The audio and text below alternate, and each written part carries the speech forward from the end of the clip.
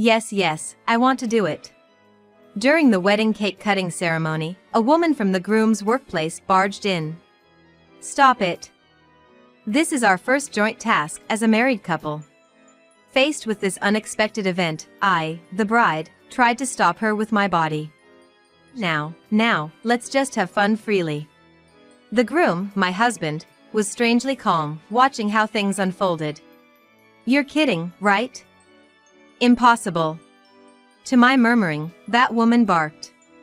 The wedding dress you're wearing would look better on me. I'll wear it instead.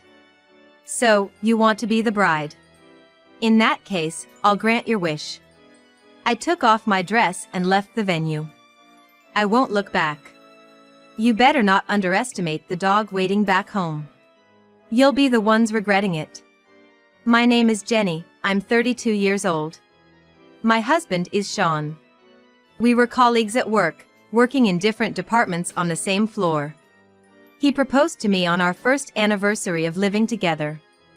A week later, we had our wedding ceremony, inviting family, friends, and work colleagues. It's bound to be a wonderful ceremony that will remain a memorable event. I'm so excited I can't even sleep at night, but I can't afford that. If I get a breakout from lack of sleep, I'll regret it. Aside from health management, there's also nails, spa treatments, and hair coloring. A bride's life is busy. You're getting all fired up with preparations, but what's the plan for today, bride?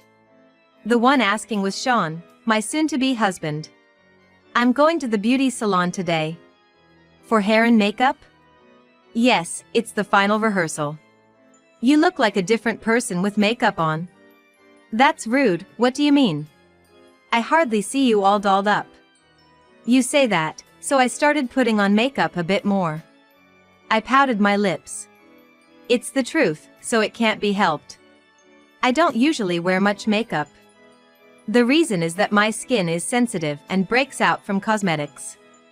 And, I go to take care of the family dog. My family is involved in dog rescue and adoption activities.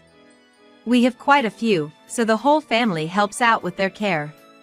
Knowing this about me, there's a woman at work who always says mean things whenever we meet. Huh? Don't you smell a bit like a dog? It's Kristen, my coworker and Sean's department mate, who's also invited to the wedding. Unlike me, she's fully made up and flaunts her femininity every day with curled hair. I sarcastically think she's going through a lot of trouble, spending time and money, but in a way, I respect her because I couldn't do it. You're so plain. Only dogs keep you company, so it doesn't matter what you do. She looked down on me with such words, but her meanness clearly escalated after learning I was marrying Sean, a promising catch. Is it true your specialty is cooking dog food, or dogs and men are different, you know? She'd say unnecessary things that got on my nerves. I don't bother responding to her. No matter what she says, our dogs are cute, and I'm the one marrying Sean. Such women are everywhere. Seeing something that belongs to someone else can often make it seem more desirable or enjoyable to watch someone get upset. She's that kind of woman with a bad personality.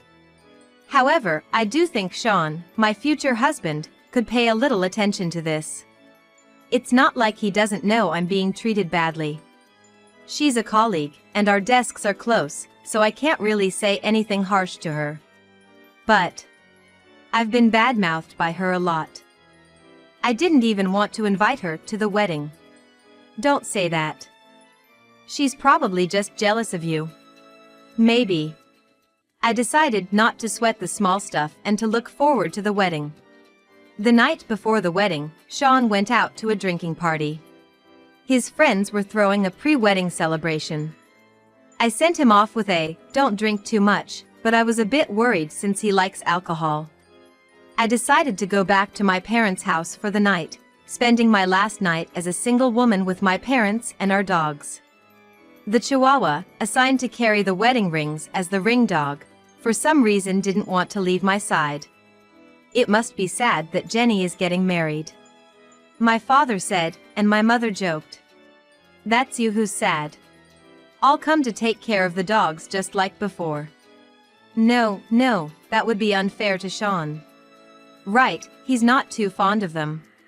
He has memories of being chased by a dog when he was young and still isn't very comfortable around them. When I come back home, he's happy to have an excuse to go out drinking, so it's fine. Oh, really? Either way, feel free to visit anytime. My kind parents said, and I was moved, but the noisy frolicking of the dogs kept the mood from getting too somber. All right everyone, time to sleep. Who has a job at the wedding tomorrow? You can't mess up.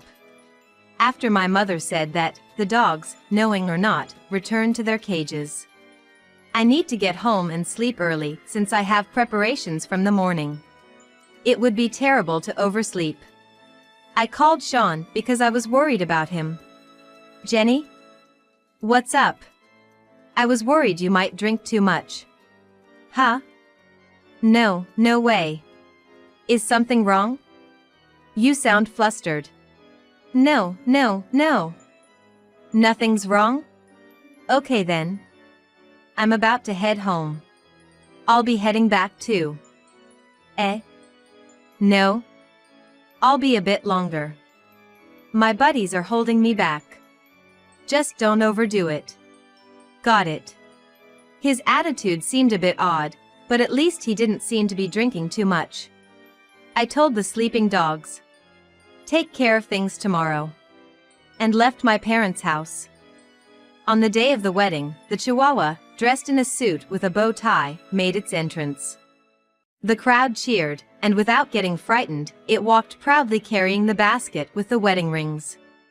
Even the staff at the venue were charmed by its adorable appearance. Except for one. What's that, poor thing?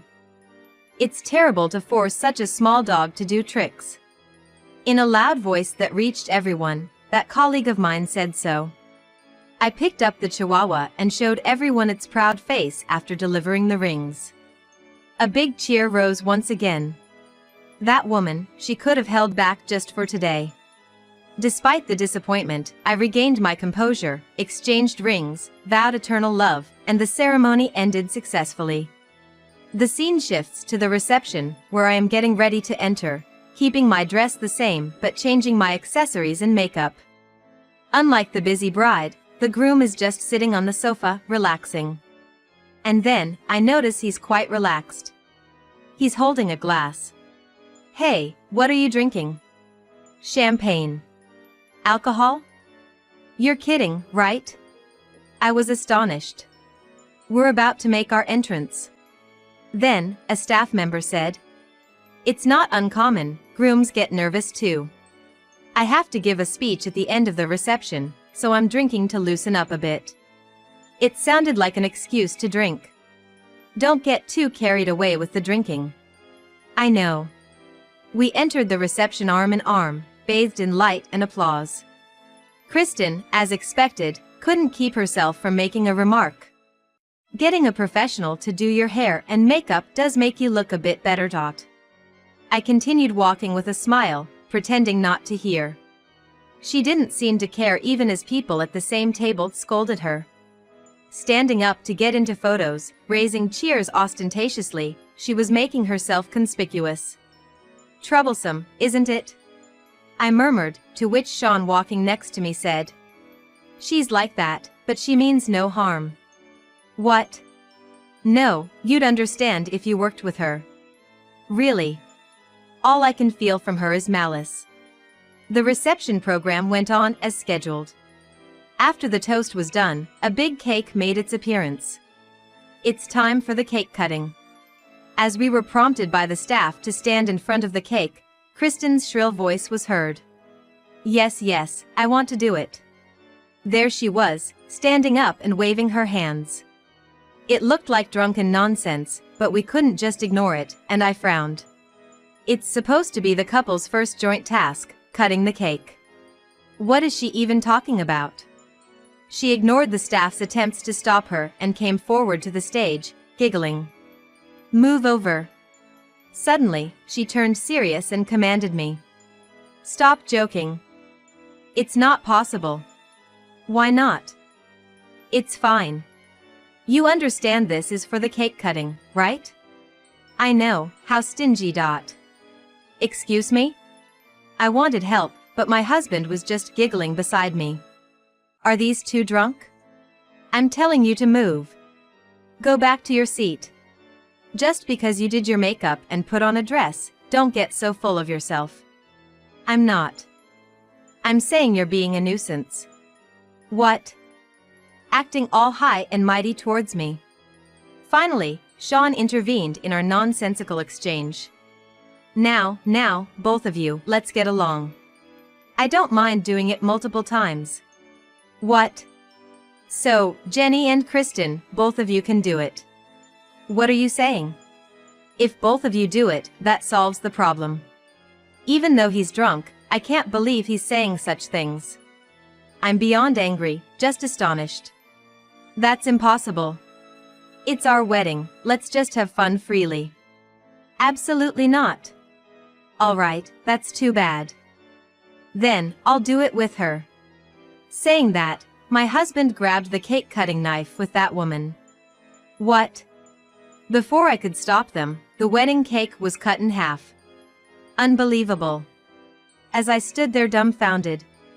I'll do the next ritual too, she said, scooping up the cake to put it into my husband's mouth. What are you doing?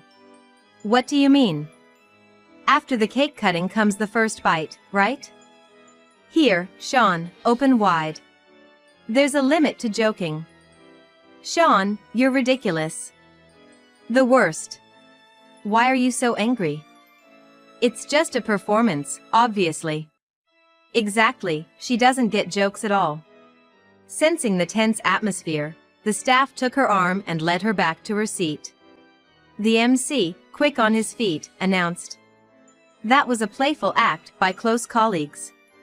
And the unsettled venue finally calmed down. But my mind was in chaos.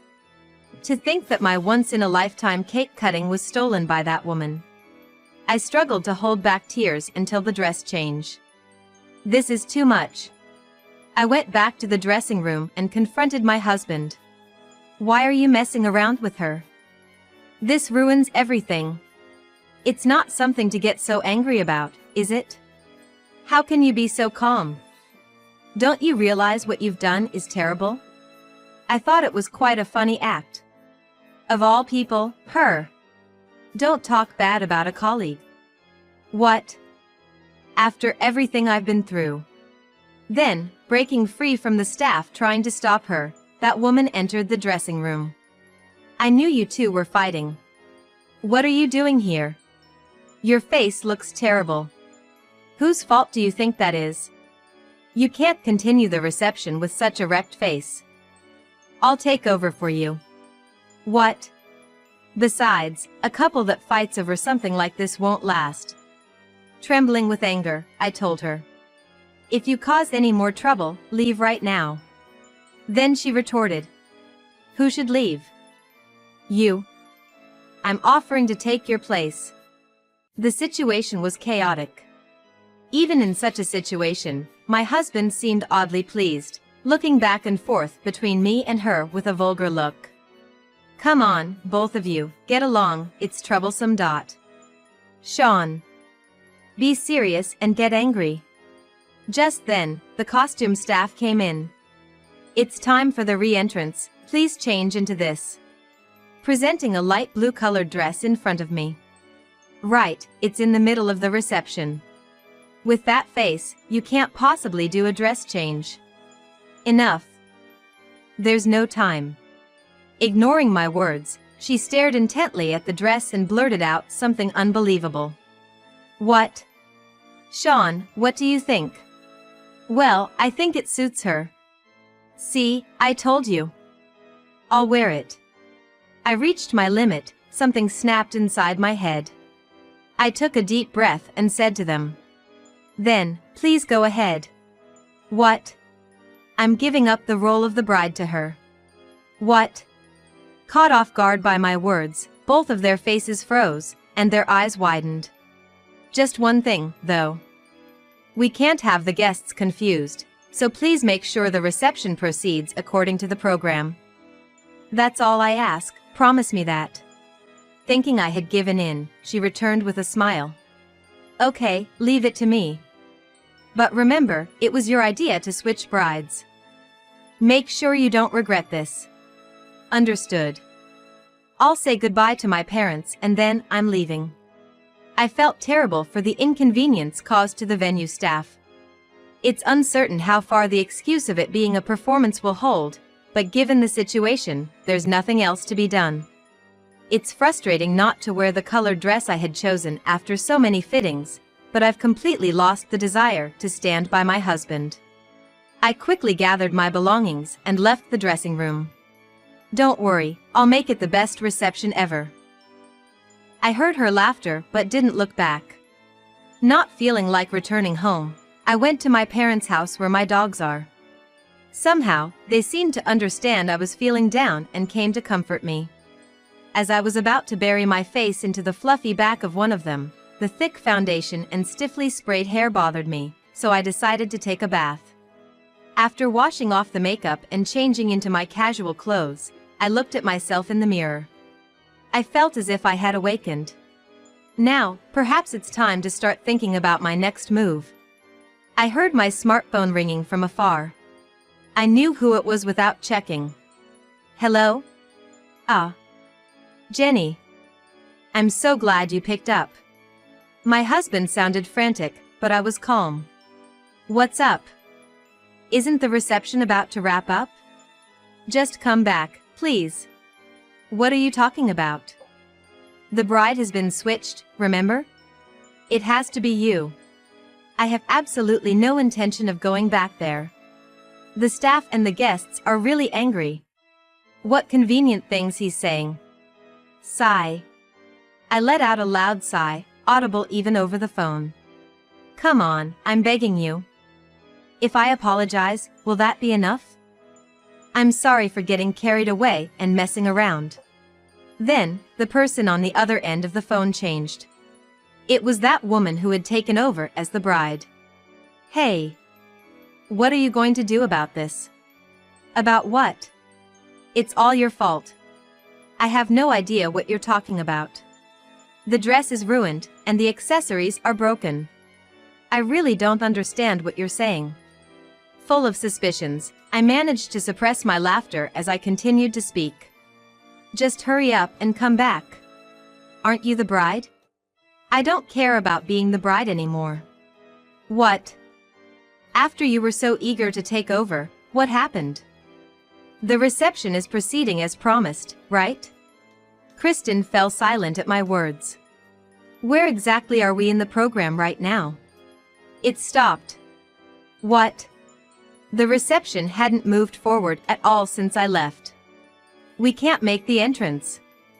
We need your signal to proceed. I knew this would happen. I had asked the most attached of my dogs, a retired police dog shepherd and the eldest, to escort me for the re-entrance. Being smart and serious, he would be waiting at the entrance of the reception hall, motionless, awaiting my stay command. That dog. It's big and scary looking, and I tripped and tore my dress. Now I have to pay for it. It's not fair to blame the dog for her own panic and clumsiness. He's a calm and gentle soul. Despite that, feeling sorry for my dog who was following orders, I hurried back to the venue. As soon as I arrived, my husband ran up to me, almost in tears. I'm so relieved. The venue staff looked exhausted and annoyed. My parents stood expressionlessly beside the shepherd, holding the chihuahua that had shown as the ring dog. The substitute bride glared at me fiercely, not losing her aggressive stance. Do something about this. The dog is stubborn, your parents are no help, and it's the worst. The big dog is blocking the entrance, and the guests can't even leave. Though my parents could command him. I decided to keep quiet. Then, Sean tried to change the subject, coming up to me. You've removed your makeup, huh? You look cuter without it. Hearing this, the stand-in bride exploded. What? You said you liked women with makeup in bed last night. So, these two had that kind of relationship. Utterly pointless. Just make sure to keep the promise. What promise? We agreed the reception would proceed according to the program. It's time for the bride's command with her beloved shepherd for a surprise entrance. You have to do this. The intelligent dog was waiting for my command at the door, sitting upright, his eyes sparkling. If Sean or the stand-in bride approached, he'd bare his teeth. He won't move for anyone but Jenny. Even though I played with him. I looked straight at the substitute bride and encouraged her with a smile. Now, it's your turn to say, okay, let's go, as my replacement. Confused, she twisted her expression further. But, even if I say it.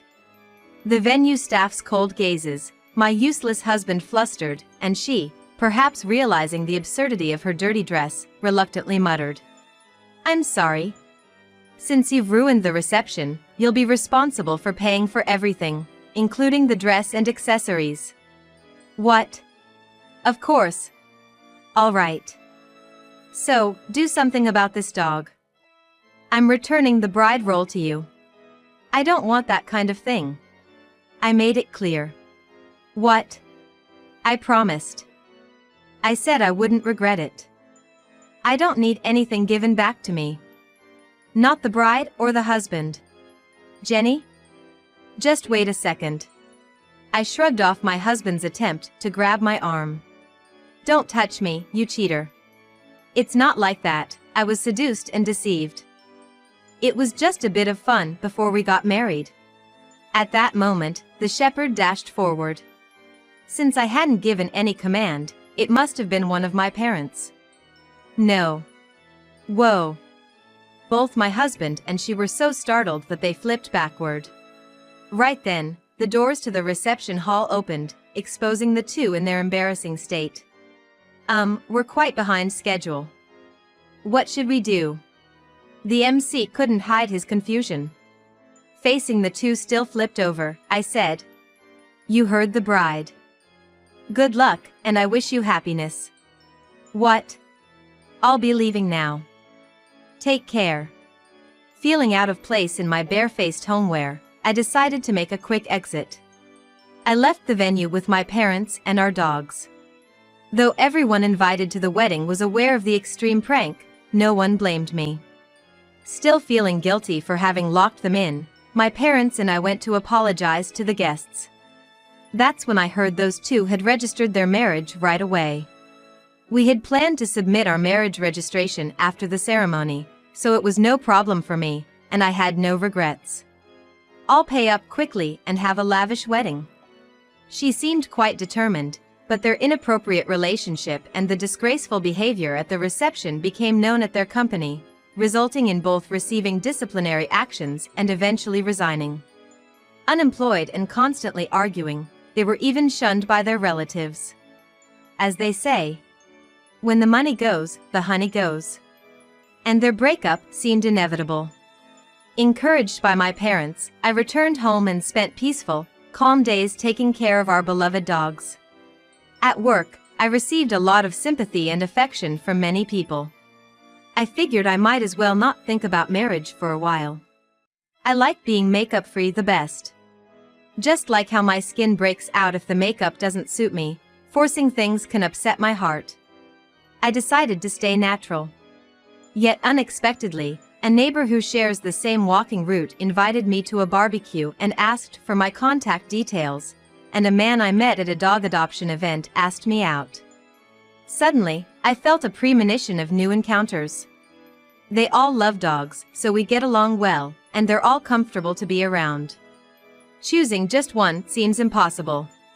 I'll take my time and follow my pace. Yes, if I were to marry, finding someone who can catch a leaping dog would be my top criterion.